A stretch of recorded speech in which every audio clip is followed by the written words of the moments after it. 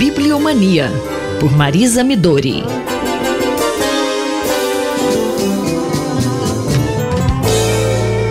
Bom dia, professora Marisa Midori. Hoje vamos continuar falando das editoras universitárias? Bom dia, Cláudia. Bom dia, ouvintes da Rádio USP.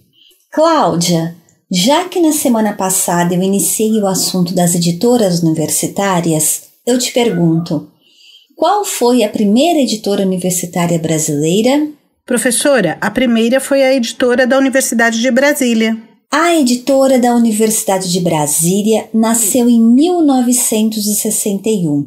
Seu programa foi publicado no ano seguinte e revelava os seguintes objetivos: traduzir para o português as principais obras do patrimônio cultural, científico e técnico da humanidade, que ainda não são acessíveis em nossa língua e, sobretudo, fazer, elaborar e editar textos básicos para o ensino em nível superior, além de editar a produção científica e literária da própria universidade.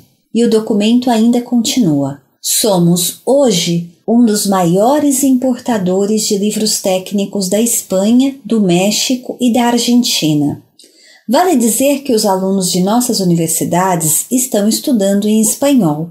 A exemplo do que fizeram todos os países modernos, impõe-se editar em português a bibliografia básica para a formação profissional comum em nível universitário. Na prática, as primeiras publicações da editora UNB estavam alinhadas com um dos tópicos do programa, a saber, fazer, elaborar e editar textos básicos para o ensino em nível superior. Em primeiro lugar, esta preocupação tinha uma relação muito próxima com o movimento de livros universitários observado desde meados da década de 40, cujas edições estavam em franco crescimento, em consonância com a própria vida universitária.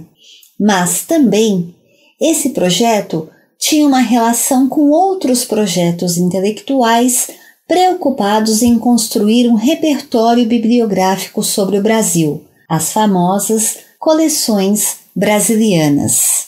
Mas a universidade tinha acabado de ser fundada, ou seja, havia espaço também para edição de livros? Havia pessoal para isso em uma instituição tão nova? Sim.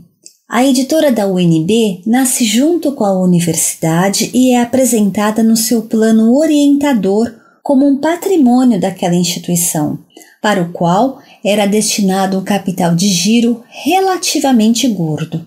Se a gente imaginar que a Rádio Nacional era o principal veículo de comunicação de massa da época, bem, devo dizer que a dotação orçamentária da editora foi a mesma dos lucros registrados pela Rádio Nacional nos últimos anos, ou seja, o valor de 50 milhões de cruzeiros. E ela nasce sob a direção de Arthur Neves, um experiente editor que havia atuado na Companhia Editora Nacional e na Editora Brasiliense, ao lado de Monteiro Lobato e de Caio Prado Júnior. Bem, o primeiro título da editora da UNB foi o Plano Orientador. E o segundo? Não houve propriamente um segundo, pois o projeto inicial consistia em editar 10 títulos simultâneos da Biblioteca Básica Brasileira, esta coordenada por Darcy Ribeiro, que exercia o cargo de reitor da universidade. 9 títulos saíram em 1963. O 10º, que na verdade seria o primeiro da coleção, jamais foi publicado. Em abril de 1964, a universidade foi tomada pelos militares, as atividades da editora paralisadas e o programa inicial tomou um outro rumo. A professora Marisa Midori conversou com Cláudia Costa. Bibliomania, por Marisa Midori.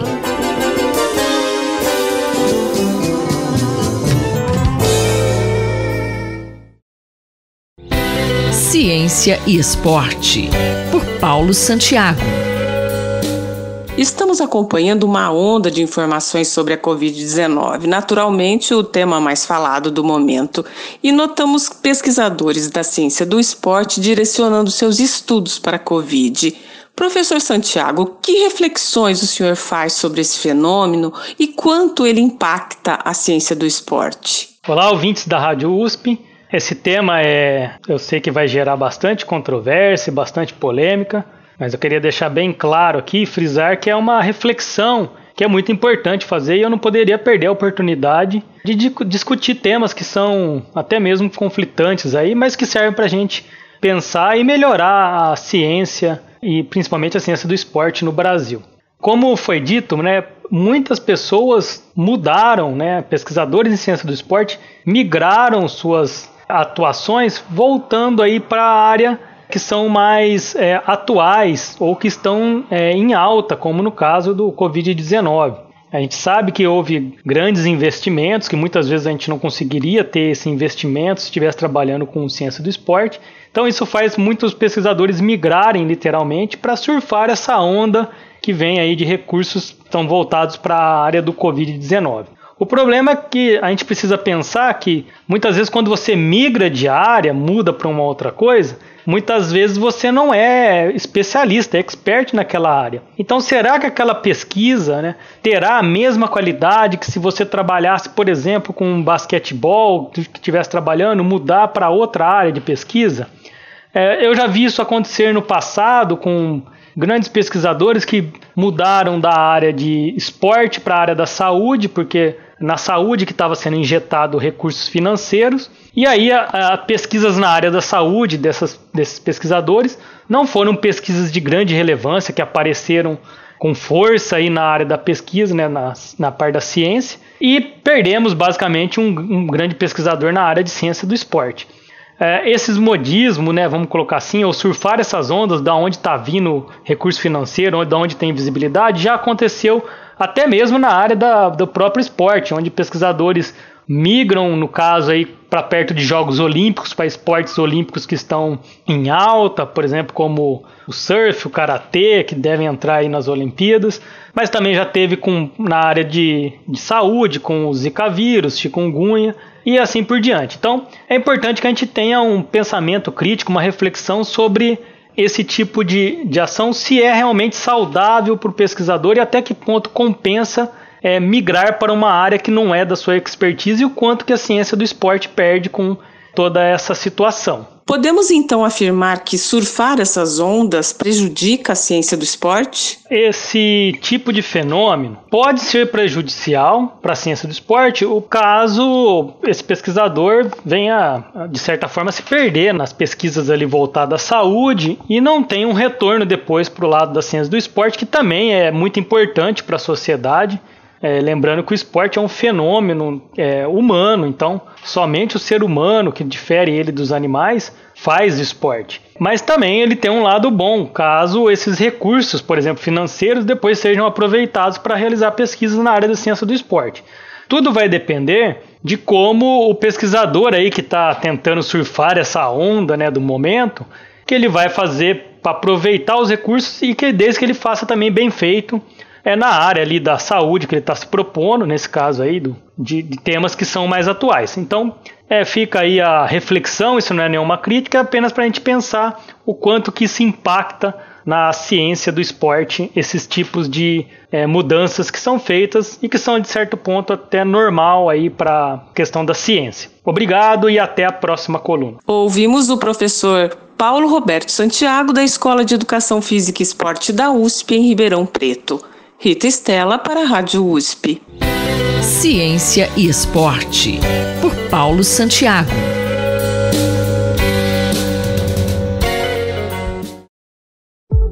Educação e Direitos, com a professora Eunice Prudente. Professora Eunice Prudente, qual o tema da sua coluna essa semana? Educação e direitos. Estamos todos preocupados diante da contenda que se formou em torno da obrigatoriedade da vacinação. Mas, mais uma vez, estamos em público para afirmar a importância do ensino e do nível do ensino e informação da Universidade de São Paulo. Acompanhamos ontem à noite alunos do segundo semestre, jovens do primeiro ano, emocionados, explicando com fundamento em ensinamentos do professor Elival Silva Ramos a importância de se distinguir neste momento a norma específica da Lei 13.979, de fevereiro de 2020, que determina no artigo 3º, em norma especial, a compulsoriedade da vacinação gratuita a todos os brasileiros, especial com certeza, porque essa lei dispõe sobre as medidas para o enfrentamento da emergência de saúde pública de importância internacional decorrente do coronavírus, responsável, portanto, pela crise sanitária que enfrentamos. Essa distinção bem fundamentada, a citação do professor Elival Silva Ramos, nos expressa a importância da formação de uma juventude esclarecida e nos anima no futuro que teremos operadores do direito, aplicadores do direito, compromissado com a ciência, com o conhecimento.